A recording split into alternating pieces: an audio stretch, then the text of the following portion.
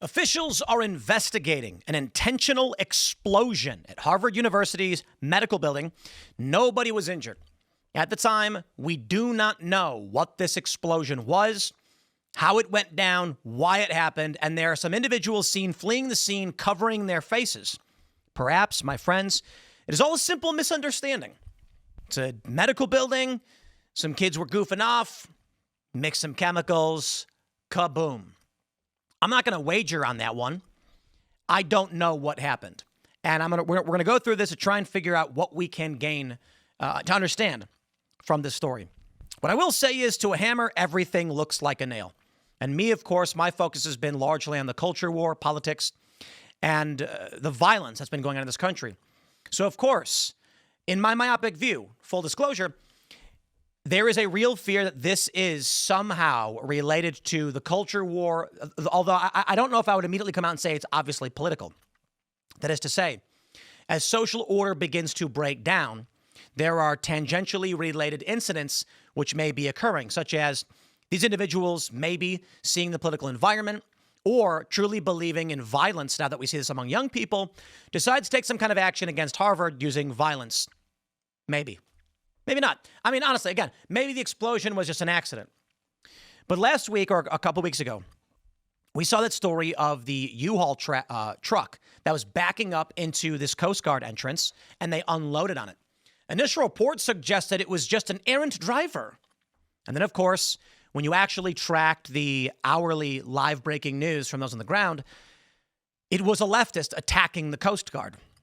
That's why I see the story, and I fear, with an escalation of attacks on DHS officers, and oh boy, we've got the videos, and the expectation of some kind of civil conflict, serious expectation, because polls are showing it. Not to mention that young people largely agree with the use of violence. This has me worried.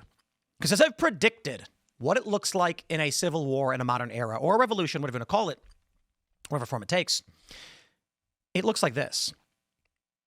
You wake up one day and you hear a story about an explosion at school. No idea. You hear about vehicle rammings and shootings. No idea. We won't and we don't know every little incident and the motivations behind it.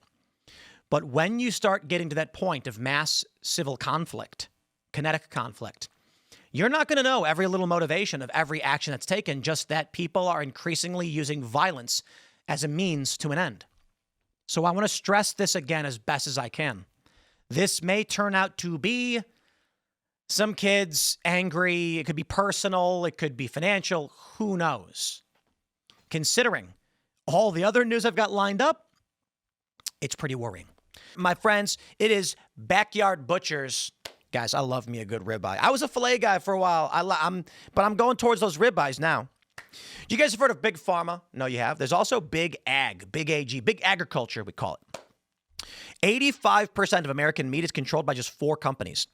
Just because you buy American doesn't mean you're buying healthy, and buying organic only means they control what the cattle eat, not how they live. Backyard Butchers Texas steer steaks come directly from a real Texas ranch where cattle are raised, processed, and shipped from the same location, completely bypassing Big Ag. These Texas steers are 98% grass-fed, 2% natural grain finished, with no growth hormones, no antibiotics, no preservatives. The quality and flavor are exceptional. Make America healthy again starts with going back to our roots and eating real meat from hardworking ranchers who raise cattle right. Go to backyardbutchers.com/Tim. Enter promo code Tim for up to 30% off, 2 free 10-ounce ribeyes, and free shipping when you subscribe. Like I said, I was a filet guy for a while, a nice, medium rare filet. But I've been going for the ribeyes because I just love the fatty parts. I'm a ribeye guy now. Fight back against Big AG with your fork. Support American ranchers. Support Texas. Backyardbutchers.com/Tim. Promo code Tim. Shout out. Before we get to the broader, bigger picture of, oh boy, political violence is getting worse. Officials investigate intentional explosion at Harvard University medical building that left no injuries. They say. And apparently, here's the view of Harvard for some reason they posted. An apparently intentional explosion at a Harvard University medical building early Saturday is under investigation, authorities said. An officer responded to the Goldenson building around just before 3 a.m. and saw 2 people fleeing the building after a fire alarm was activated. Two masked people were later seen in surveillance footage circulated by police, one of them wearing what appeared to be a gray ski mask, and the other a long face mask and a black hoodie. The unsettling incident comes after a tense year for Harvard students. Teachers and staff who were thrust into a national spotlight amid the White House push to reshape higher education. Officials from Harvard and the White House have been in discussions for months about a high-dollar deal to restore all federal funding to the university and its ongoing lawsuits. On the building's fourth floor, it was apparent there had been an explosion, one that an arson team has initially assessed as, quote, appeared to be intentional. Boston police swept the building for any additional devices, but none were found and no injuries were reported. The officer who first responded attempted to stop the individuals before going upstairs to investigate what triggered the alarm. There was no further information on any suspects, the nature of the explosion, or the damage that may have resulted. The Golden Sin building opened in 1906 and was specifically designed for the university's medical school. The area of the building where the explosion took place has been cleared and is fully operational. There was no structural damage to the building, and all labs and equipment remain intact. Cleaning crews are on site to help ensure everything is ready for the beginning of the work week tomorrow. The FBI is assisting university police. FBI Boston Division spokesperson Kristen Satera told CNN. Police on Saturday evening asked the campus community for help identifying the two individuals in the photos. The person in the ski mask was wearing a brown hoodie with a large black and yellow writing, beige pants, and a light-colored clogs. Wait, clogs? The Harvard University Police Department is actively investigating the incident in coordination with local, state, and federal law enforcement. I'm going to go ahead and say it. I am placing quite a bit on these guys were goofing off, screwed up, put on masks, and fled. The explosion may have just been a simple accident, mixing stuff they shouldn't have been mixing. But again, I don't know. And the times, they are a-changin'. Let's take a look first at the harsh political violence we have seen so far, the terrifying escalation, before we get into the broader picture in this culture war, you want to call it. Andy No. Evanston, Illinois, far-left extremists crashed into a DHS vehicle to try and stop immigration officials. One of the rioters even opened the door to try and help the suspect escape. Leftists and Democrats have been urging insurrection against U.S. government officials to stop immigration enforcement. Take a look at this. Hey! Hey! You can see right here. That guy opened the door to help the criminal escape. Isn't that crazy? And then it looks like DHS runs up and grabs the woman.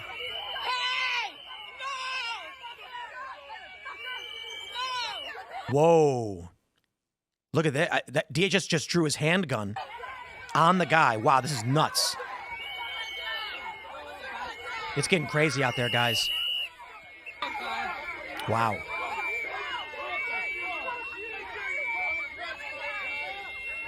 People are making very annoying noises, so I'll just turn it down. This officer's got what appears to be mace. This guy drew a gun, and he maces him. It's absolutely wild. Check this out. At Chicago O'Hare Airport, a driver rams a DHS vehicle and nearly injures several agents. He is very lucky he wasn't shot and killed. This is where we are, my friends.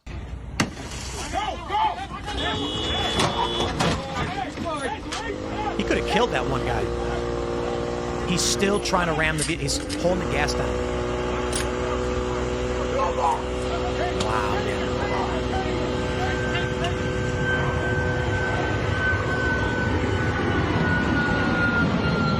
For those that are just listening, you can hear the jets at O'Hare. This vehicle appears to be holding its gas down, rammed the DHS, could have killed the guy. They got him. Attempted murder charge. This is nuts. These people have entered this country illegally, violated our laws, and are now trying to murder our law enforcement. I said it before, and I'll say it again for all of you. I asked these men to be here. I said to Donald Trump, when I vote for you, find a few good men and enforce our laws. And these guys that are going out there for ICE, CBP, under the DHS every day are risking their lives because these non-citizens, these illegal immigrants are trying to murder them. That's a wild thought. Check this out. We have this post from Nick Sorter from the other day. The power at ICE Portland and surrounding buildings has been cut, and the cause has not been made public. Luckily, ICE's backup generator, so if this was intentional, the act failed miserably. Power has been out for 3 hours now, and Portland General Electric has not released the cause. The area surrounding ICE is pitch black, so ICE glows tremendously. Sorry, leftists, even power outages won't slow down ICE. Here's the video. Maybe it's just a power outage. We don't know. We don't know.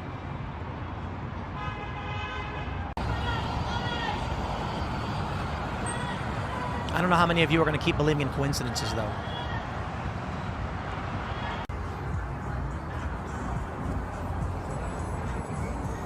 ICE has got their lights up. Of course, this was the other day, but I will say this. The reason I highlight these stories, and I really, really want to stress, the Harvard stuff, the power outage, we don't know what's causing these. Take it with a grain of salt. I'm not going to play this game where I jump out and scream, terror attacks, we have no evidence of that. But this is exactly what I predicted things would look like as escalation persisted, as the conflict escalates. It will look like you waking up in the morning to hear about explosions, to hear about rammings, to hear about shootings. And you won't know why. Investigative power is not so, it's not omniscient. When we track stories of murderers, sometimes you know why and what happened. How about this? In Utah at the No Kings March. I think it was No Kings. An Antifa guy was walking down the street in all black carrying a rifle. He is legally allowed to do so. 2 people with the security team for the protests pulled out their guns and started shooting at the guy for no reason, and they killed a bystander. Initially, the reports were that this Antifa guy killed the bystander. That wasn't the case. My point is this. You'll wake up and you'll hear a story, protester murdered. The left is going to run with the narrative that, they're killing us, until things get sorted. Maybe they never do. On the right, of course, they'll say, we don't believe it until we get the information sorted. What's going to happen is we might wake up to a story of an explosion at Harvard. I guarantee you this. There are going to be people on the right. Right now, I don't think it's going to be a large amount, but there will be people on the right saying, this had to have been leftists. They're targeting the universities. It's whether other underground style tactics. Whether it's true or not doesn't matter to a partisan. To a hammer, everything looks like a nail. So when you wake up in the morning and you hear ramming vehicles, shootout, power outages, explosions going off, there are going to be very many people who say, it does not matter what I think is true. What matters is the trend towards violence. And they're going to strap up and they're going to gear up. We got more stories for you. We got this from Daily Caller from October 15th, now 2 weeks ago. DHS calls out media smears after illegal aliens allegedly ram Border Patrol car. The Department of Homeland Security blasted disgusting smears Wednesday and said 2 illegal aliens rammed a Border Patrol SUV before a tense street clash on Chicago's southeast side on Tuesday. Federal officials said agents used a pit maneuver to stop the suspects near East 105th. Now, we've covered this story, and you know all about it. I'm highlighting it just to point out, guys, I think we've had like 6 or 7 police vehicle rammings in Chicago already. And in that one video I shot out of Evanston, which is basically just north of Chicago, guy drew his gun. Someone opened the vehicle to allow a criminal invader to escape. I'm done playing these games, but they're our neighbors. They knew full well when they entered this country, they broke our laws. And because Joe Biden was in office, he allowed it. And it's getting worse. Donald Trump speaking on 60 Minutes. He says ICE raids haven't gone far enough, and he's correct. I don't know that we have the power to do so. We have the video here. Let's see if we can just play the clip of Trump's response and some of the stuff they have to show. Is it? More recently, Americans have been watching videos of ICE tackling a young mother. Is that Timcast tear gas video? being used in a Chicago residential neighborhood, and the smashing of car windows. Have some of these raids gone too far?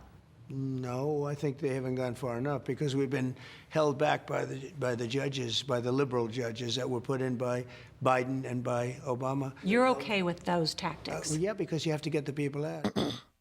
We are looking at what is plainly obvious. I'm not interested in the rest of your 60 minutes garbage, CBS. Two distinct nations occupying the same space. A multicultural democracy and a constitutional republic. When Donald Trump says they haven't gone far enough, everyone, what are they calling them? Heritage Americans, they say. They agree. These people illegally entered the country. They violated our laws, and liberals are helping them. I'd argue sedition. I think it's not going to stop. Let me just stress this again. The function of governance. We have a Congress. We elect our representatives, and they pass laws. Well, some of the laws that they have passed say it is illegal to enter this country anywhere other than an official port of entry. This is 8 U.S.C. 1325. What are we looking at now? Millions did, and Democrats aided and abetted them. But we have laws. So what do? If you're unwilling to use the power of law to stop people from breaking your laws, you have no country. So this is where we are. Trump is enforcing 8 U.S.C. 1325 as well as 8 U.S.C. 1324, aiding and abetting illegal immigrants. And he's got to step it up. The person who opened that vehicle door to help the person escape should be in prison. Seditious conspiracy to all the people who are aiding and abetting those who have illegally entered our country. And I'll say it again. It's quite simple, and I'd assume most of you agree. We as a nation have laws. We agreed on these laws. We voted for people. They are now in office. Those people passed laws some time ago. It's illegal to break into the country. Anybody who aids and abets those people are in violation of democracy. Sorry, those are the rules. If you don't like the laws, you got to vote to change them. You don't just get to try and undermine and overthrow our government and bring in violent criminals who would attack our police. And you know what I want to stress to all of you? Here's the proof. They say, I thought Trump was going to prioritize the violent criminals, but he's going after everybody. Here's everybody. He almost killed that DHS agent who was standing in the car with the door. And when he hit the car, the door slammed, and it could have crushed that officer's body. Probably not killed him even if it did, but seriously injured him. Fortunately, the car got moved, and so the door pushed to his left, and he was okay. But this guy being arrested, this is all of them. So when we find out that there are people willing to engage in violence against our law enforcement, and these people are just regular old people, then the potentiality for violence exists among them all to some degree. Now, it's true. The potential for violence exists amongst all people being stopped for crimes. Most people, not so much. Jaywalking, speeding, shoplifting. The more serious the crime, the more likely the person may get violent. And this is why police have guns, because the likelihood of a violent attack against them is high. So when the left comes out and says, these people are just our community members, they're not the violent ones. Yeah. They're willing to use violence against police. These illegal immigrants, you can see where we're at. From the New York Times, 1 month ago, Trump is not afraid of a civil war. Neither is Stephen Miller. Really? President Trump has unleashed new weaponry in his war against Democrats, liberals, and the left. Over the past 4 weeks, he has initiated what amounts to a unique form of partisan civil war designed to amass power in a nominal democracy and decimate, and defund the opposition.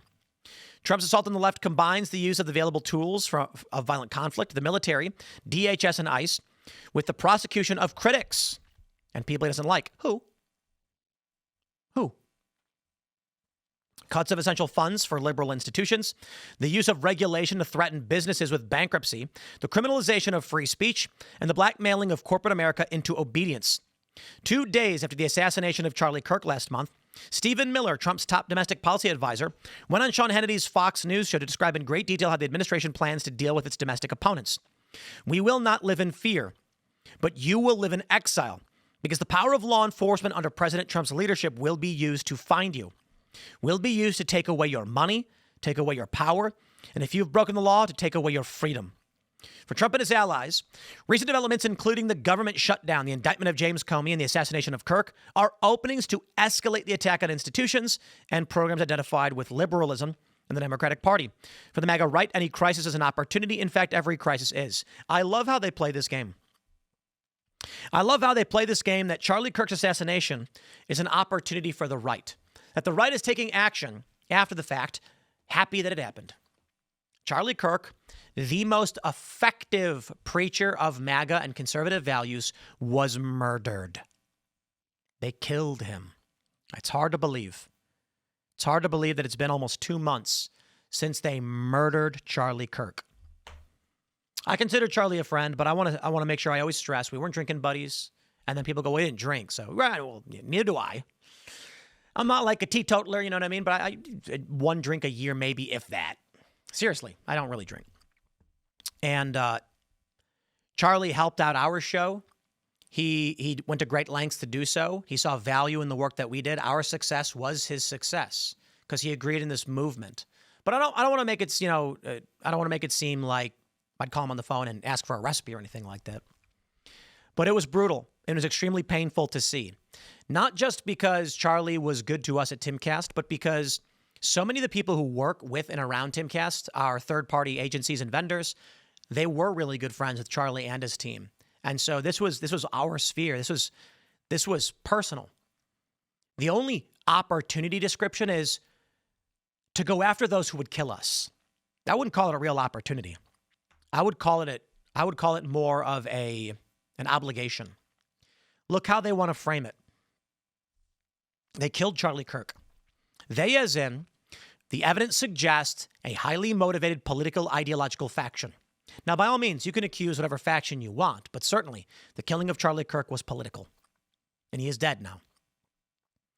The opportunity that we had with Charlie is lost. That man was on path to be president in maybe 12 years. That guy had charisma unlike any other. They killed him. They took that opportunity away from us.